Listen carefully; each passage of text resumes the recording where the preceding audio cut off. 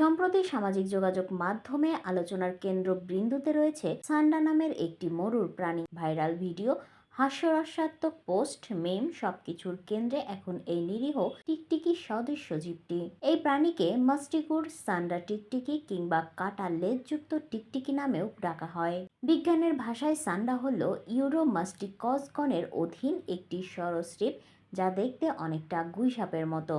এর মোটা ও খাদযুক্ত লেজই এর বৈশিষ্ট্য, যা তারা আত্মরক্ষার জন্য ব্যবহার করে। সান্ডার আদি নিবাস আফ্রিকা ও মধ্যপ্রাচ্যে হলেও বর্তমানে এটি মূলত মরুভূমি অঞ্চলে বেশি দেখা যায়। সোশ্যাল মিডিয়ায় নিজেদের সান্ডার শিকার অভিযানের ভিডিও ও ছবি পোস্ট করছেন মধ্যপ্রাচ্যে কর্মরত অনেক বাংলাদেশি। এইসব ভিডিওতে দেখা যায় মরুর গরম বালুর মধ্যে দৌড়ে বেড়াচ্ছেন বাংলাদেশি প্রবাসীরা। কফিল বা নিয়োগদাতার জন্য মরুভূমিতে সান্ডা ধরতে যাওয়া নিয়ে চলছে নানা রসিকতা। কেউ বলছেন এই সান্ডা না ধরতে পারলে চাকরি যাবে।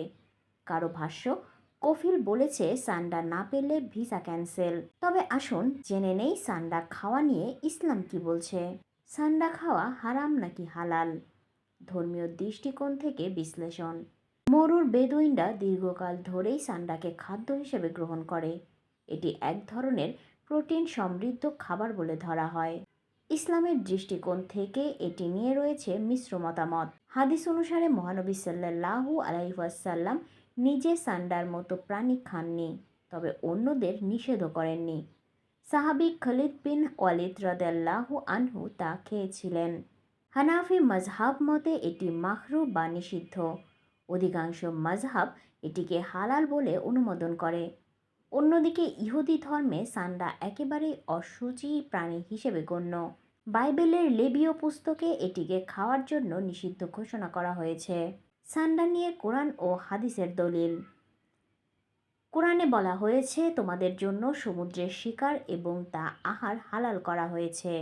রাসূলুল্লাহ সাল্লাল্লাহু আলাইহি ওয়াসাল্লাম বলেছেন, সমুদ্রের পানি পবিত্র এবং এর মৃত প্রাণী হালাল।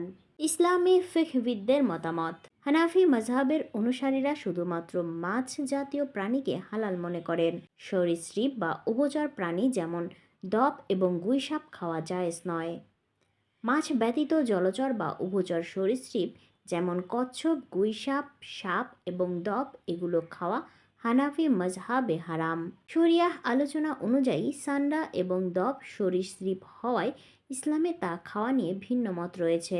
বাংলাদেশ ইসলামিক ফাউন্ডেশন প্রকাশিত সহিহ বুখারী অনুবাদে উল্লেখ করা হয়েছে, ডব রাসূলুল্লাহ সাল্লাল্লাহু আলাইহি সাল্লামের উপস্থিতিতে সাহাবীগণ খেতেন।